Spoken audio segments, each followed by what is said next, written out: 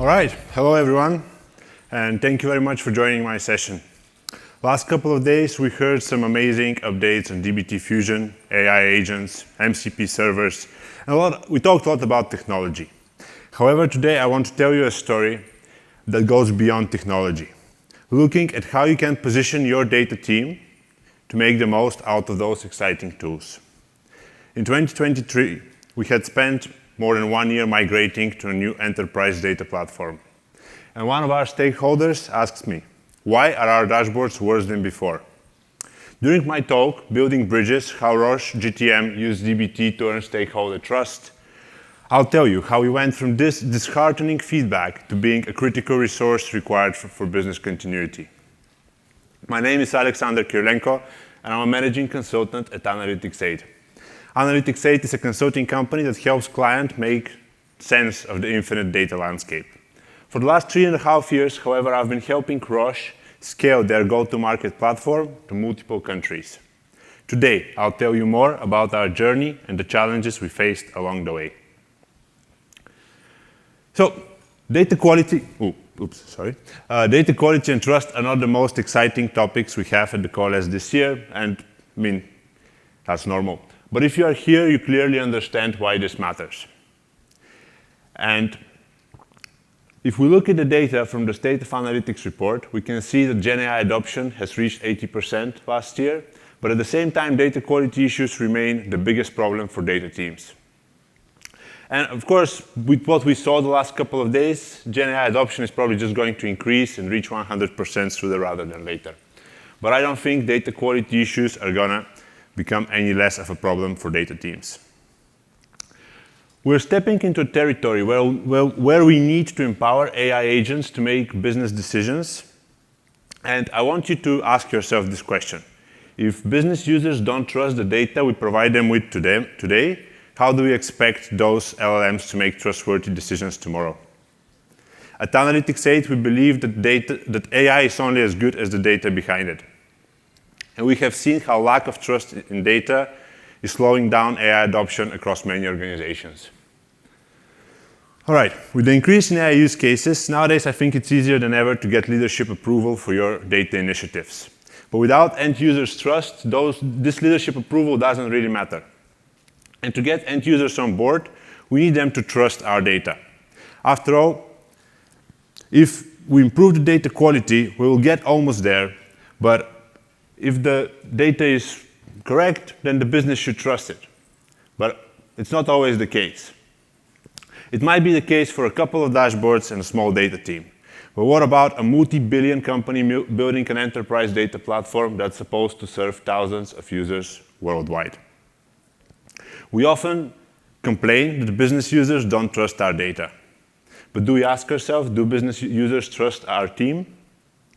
Today, I'll argue that building trust in your data team is the most fundamental part of getting end users to trust your data. So first, I'll introduce our client, Roche. Many of you might be familiar with them, but I'll walk you through the problems we faced when building the platform, and then I'll explain how individual ownership helped our team become a trusted business partner. Finally, we'll spend some time talking about all these exciting new things that dbt is introducing and how we're planning to incorporate them in the future. So, for those of you who don't know, Roche is a multinational healthcare company. And when I say multi-billion company, I really mean it. To understand the scale of the challenges we were facing, you have to understand the scale of the company we were working with. Roche revenue last year exceeded $69 billion, and it employs more than 100,000 people across more than 100 countries. Most importantly, Roche's treatments reach around 30 million people every year. The vision of RDI GTM is to unlock the power of data to maximize outcomes for customers, patients, and Roche. Go-to-market is the domain that enables Roche to understand their customers and ultimately create and deliver services that meet their needs. However, Roche customers are not just those patients they treat. They go beyond to the broader healthcare ecosystem, including healthcare organizations, doctors, health authorities, and others. And we are building a platform that enables Roche on-the-ground teams to get the most information about those customers. To achieve that, Roche have created a team of more than 150 data professionals who've built more than 10,000 DBT models to unify data, analytics, and AI use cases across more than 80 countries. RDI GTM means one unified tech stack. Before, in Germany, they were using Oracle and Informatica to build their data warehouse. In South America, they were relying on Hadoop, and in Asia-Pacific countries, they're working with Talent. Now, everyone uses AWS Redshift for their storage and DBT for their transformations. Before we jump into the challenges we face, let me zoom in on the work of the team I was part of. We're analytics engineers working directly with the Roche affiliates in the DACH region. Just to clarify, DACH stands for Germany, Austria, and Switzerland. And to understand our role, you need to understand the flow of data.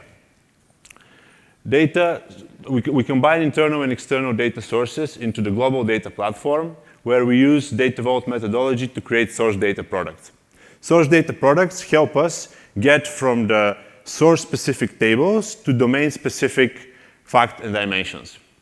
Those source data products are then usually combined to create global data products, or they work together with affiliate-specific sources to create dashboards that are relevant to the country in question. And my team was focused on the latter, working to create the most performant data marts for our affiliates.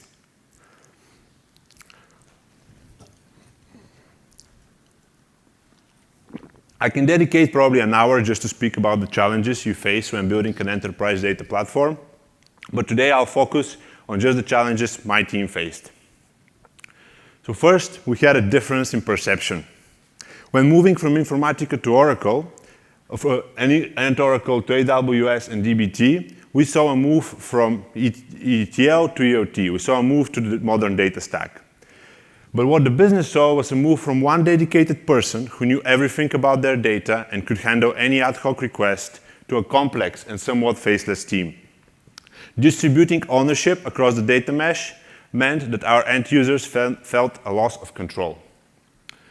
Secondly, data was provided directly to the business, which meant that before, they first had to process much smaller amount of data, because each country was processing by themselves, and secondly, they clearly knew who to contact in case of delays. Now we're dealing with much bigger volume of data. As you can see, the number of sources is pretty significant, but also any sort of data issues become an RDI GTM problem. So we're the data provider. To handle this big volume of data, our architecture is actually much more complex than what I showed during the introduction. We have a lot of AWS components working together. We have DBT, both core and platform, and we're also using Airflow to orchestrate all of that.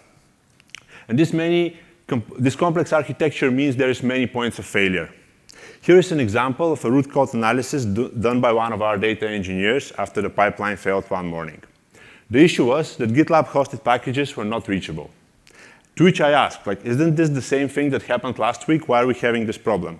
The answer was no. Last week, it was the AWS Wrangler. And what I want to say here is that multiple things can fail even within the same platform, but the business really doesn't care and doesn't need to understand this complexity. So what did this lead to? First of all, we had too many escalations related to data latency. We spent half of the time just fixing bugs, and then poor data quality meant low dashboard adoption. And we couldn't really explain to the business users why they had to switch to our enterprise data platform in the first place. So what did we do? I don't think we've solved any of these problems, to be honest, because I don't think any of them has a solution. Because they're problems of perception and problems that you cannot just solve with more tech. But I think what we've done is we've really changed our approach and we stepped back to analyze, okay, where was that one-person data team that they were relying on before lacking and how we can improve on it. So step one for us was to take ownership. And in the days of the one-person data team, they were responsible for the entire data pipeline, from source to the dashboard. At RDI GTM, we have different individuals who are responsible for each step in the ETL pipeline. But we need to act as one team, because it doesn't matter where the pipelines break. We all have to solve it together. Pointing fingers is the easiest way to lose credibility. Secondly, each individual in those teams has to take responsibility to the broader RDI GTM. And I'll illustrate that with a simple example with our sales data pipeline. We use AWS Glue to load data from the SAP HANA view to our data lake. Then we mirror it with dbt to our warehouse.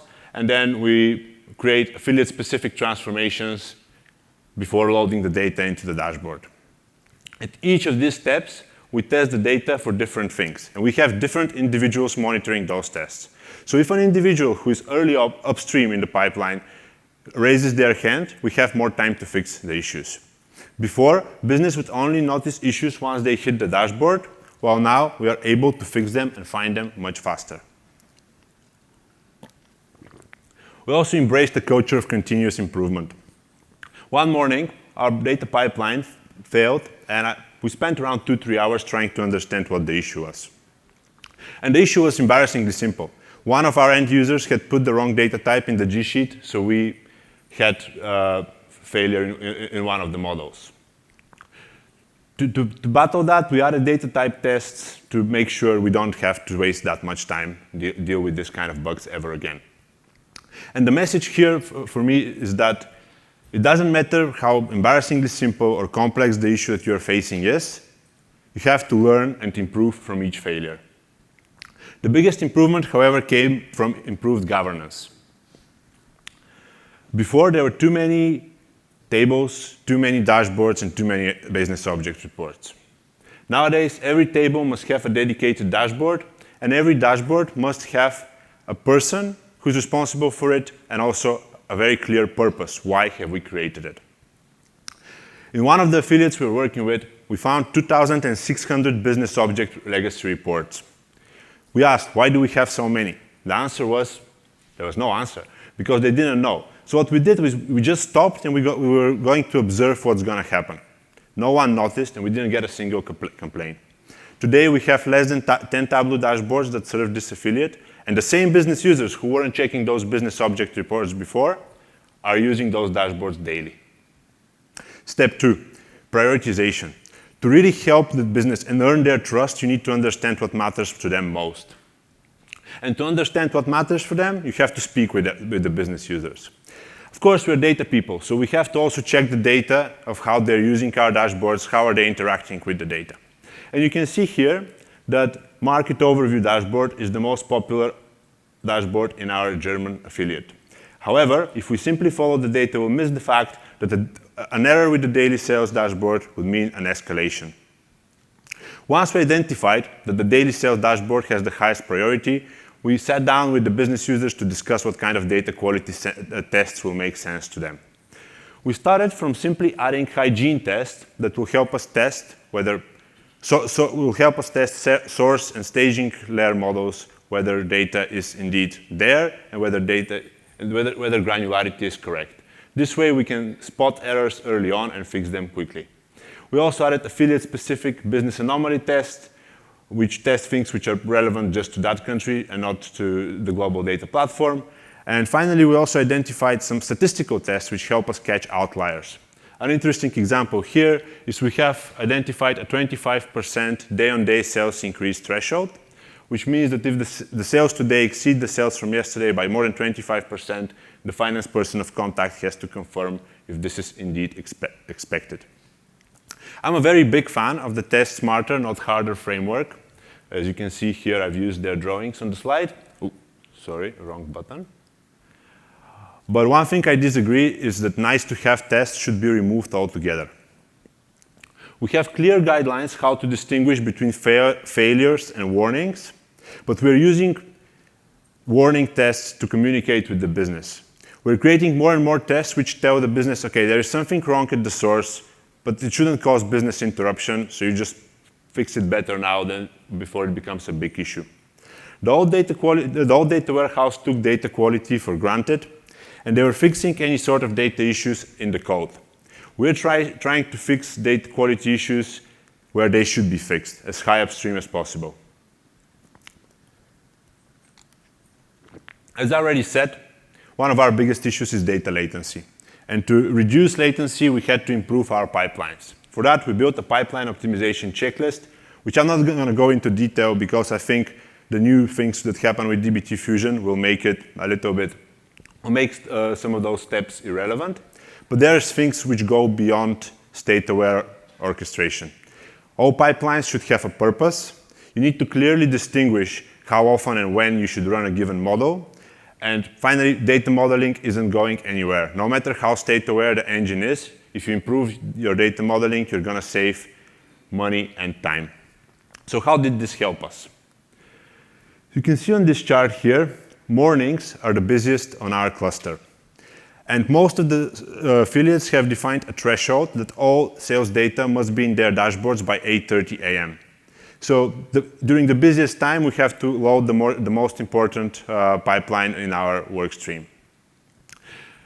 In the beginning, because of the high demand on the cluster, the pipelines were taking almost 2 hours to run, which was embarrassingly long and meant that many days we wouldn't be able to hit that 8:30 threshold.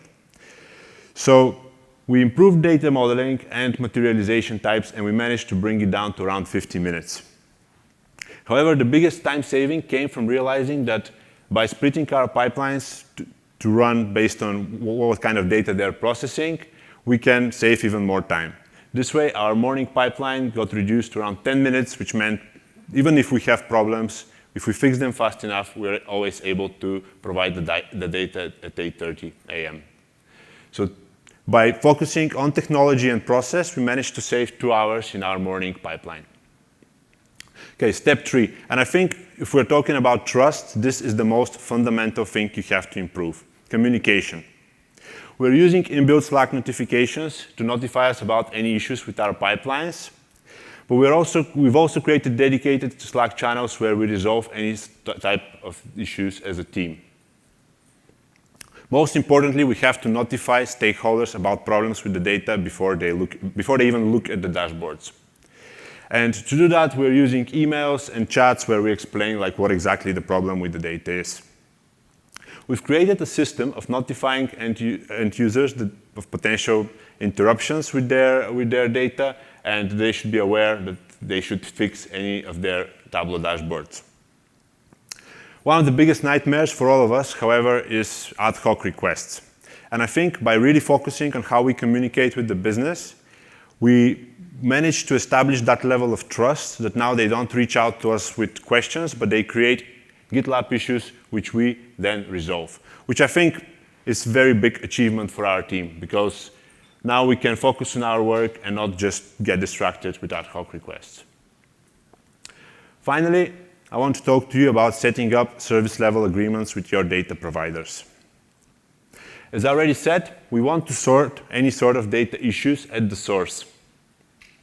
And historically, what we were doing is we would have data quality tests, which would then tell us, OK, there's a problem with the data. Let's contact the data provider so they can fix it. By introducing SLAs, it is now a responsibility of the data provider to tell us that there is an issue with the data. This way, we can resolve issues faster and also waste much less resources. And it does really work, and it does change the behavior of your data providers completely. In January and February this year, we had 8 mornings when we had SAP data delays. We introduced an SLA with our SAP data provider that all the data they provide us must be in the HANA view by 2:30 a.m. Guess what? 7 months without any SAP data delays. So just by bringing this kind of level of ownership and responsibility to the data providers, we're really able to work better with them. OK, where are we now, and what's next for us? So first of all, I'm really proud to call ourselves a trusted business partner, because I think the work we've done in the last couple of years has brought us there. We get some really awesome feedback from our stakeholders, but most importantly, users are indeed using our dashboards more and more. We just recently got 400 distinct users in one of the affiliates that visit all of our dashboards. The RDI GTM program was awarded the Building Bridges Award. But most importantly, we continue to improve because this is already part of our culture. All right. Apart from upgrading to dbt Fusion, which is going to be a top priority for probably most of the teams coming out of this conference, we really want to focus on scalability and automation. We need to scale this approach outside of the DACH region. And to do that, in a standardized manner, we're utilizing dbt, Slim CI, and dbt mesh features. We're also using Terraform to allow for multi-project deployment, so we can scale these changes much faster. One of the things which are still pretty bad, even in the DACH affiliate process, is that we have a lot of steps which are manual. So we want to use Airflow to make sure that any pipelines are automatically triggering their downstream dependencies. And also we're looking forward into how we can use the auto exposures features in dbt to trigger our Tableau dashboards. Every morning when there is a failure, one of us has to usually either send a message to the business or then do some changes to the code when that business user replies. We want to see how we can use MCP servers and potentially those new dbt agents to automate that. So at least the messaging we send out and then the responses that come out of it are done in a more automatic manner. Okay. So, well, that's not, sorry. We're all super excited about the development in AI agents, MCP servers, and based on what Elias showed during the demo yesterday, much of the work we did with pipeline optimization and data quality testing might become irrelevant soon. But while we focus on the technological innovations, we must not forget the importance of the teams behind these innovations. While data quality is crucial to ensure trust, it is not enough to build trust with your stakeholders. To get stakeholders to trust your team, you need to focus on the people and the process behind your technology. Start from ownership, prioritize and execute on your goals, and communicate clearly with your stakeholders. And to finish this talk off, I want to say something, like leave a message that was given to me by one of my mentors early on in my career as a civil engineer, and I think it transferred very well into my data career as well. No technical skill beats integrity. And in the age of AI, when there's going to be more tools, more technologies that we work with, being a person that people can rely on is what's going to drive your career forward. So thank you very much, and that's it. Looking forward to questions. All right, if anybody has any questions, just raise your hand and I'll give you the mic. Anyone? Ernesto? Here. Oh. You said you had 3,000 or 2,500 business objects reports and you just turned them off and no one complained? Yeah. That's kind of lucky or just... Well, I mean, the way that the previous data set up in Roche was that there would be like one person who would be creating objects based on ad hoc requests. So like they were creating business object reports more and more and more. And at some point of time, like they just got to that number. So when we switched them off, it wasn't that these people were not using them or like they were still receiving emails, but they were actually not using the data that these business objects reports were providing them with. Do you feel like the prep work that you did beforehand was able to kind of mitigate? Because you said they weren't using those reports, but then when you built the dashboards or gave them access to the dashboard, now they started using them. Was the prep work helpful in maybe mitigating issues about? That's a great question. I mean, there's two factors to it. The first one is we had a business analyst who was working on the affiliate side, who was very helpful in this process, so they were able to like mitigate all this kind of communication issues. But at the same time, this was the first week we started working with that affiliates. There was no prep work. Like the business analyst had done the prep work, but from our point of view, like it was just we hadn't built any Tableau dashboards yet or anything.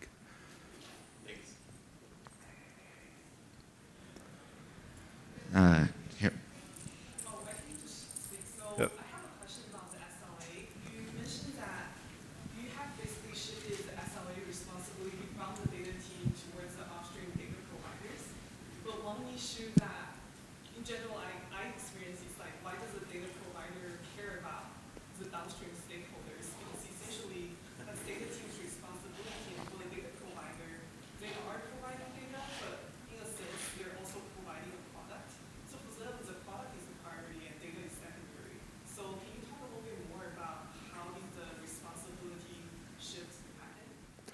Oh, that's a great question, and I think like to get to that point, we're all part of the same team. Yeah, we're delivering data to the same people. So, in the end of the day, all of these teams get money, like money flows upstream. Yeah, so the data consumers, they have to go back to the data providers, and we all have the same end goal in the end of the day, to provide that data on time. So it's about communication and building like this level of understanding with your data providers as well. Of course, you cannot force it upon them on day one. Here, that question that the gentleman before asked about preparation is really what matters. Like, you have to put the groundwork of having a good relationship with your data provider as well as with your data consumer.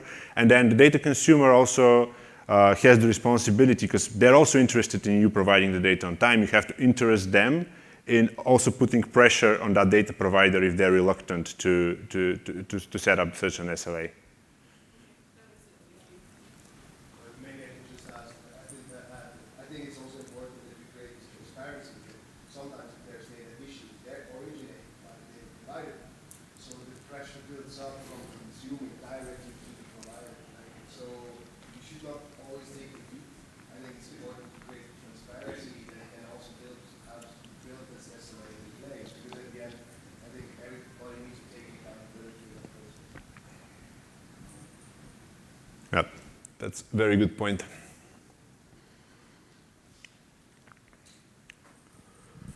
All right, one last round of applause for Aleksandar. Thank you.